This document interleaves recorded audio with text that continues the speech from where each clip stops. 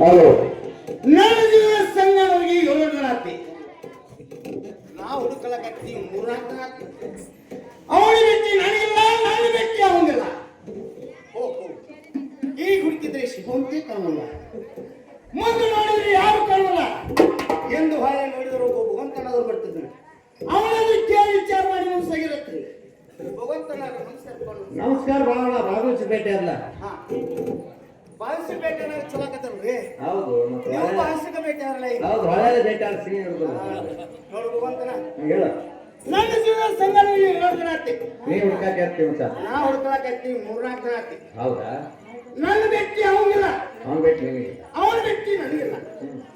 ನೋಡ್ರಿ ಭಗವಂತನ ಹೇಳ್ರಿ. ನೋಡಿದ್ರ ನೋಡಿ ಅಂತ ಹೇಳ್ರಿ, ಇಲ್ಲಾದ್ರೆ ಇಲ್ಲ ಅಂತ ಹೇಳ್ಬಿಡ್ರಿ.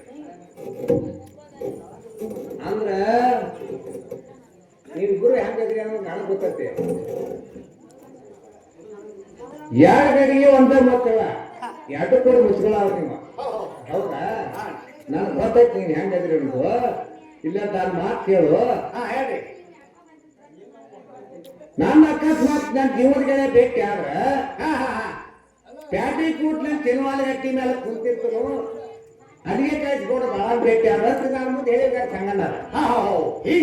ಹೌದೌದು, ಅಲ್ಲಿ ಬಾರಿ ಅವಶ್ಯವಾಗಿ ಸಿಗ್ತಾರೆ. ಹೇಳ್ರಿ ಭಗವಂತನ ಬೇಡ್ಕೊಂಡು ಚೇಂಜ್ ಮೇಲೆ ಹೊತ್ತು ಎಲ್ಲಿ ಹಾಕೊಂಡು ಸಿಗರೇಟ್ ಸೇರ್ಪತ್ತ ಪಗಡಿ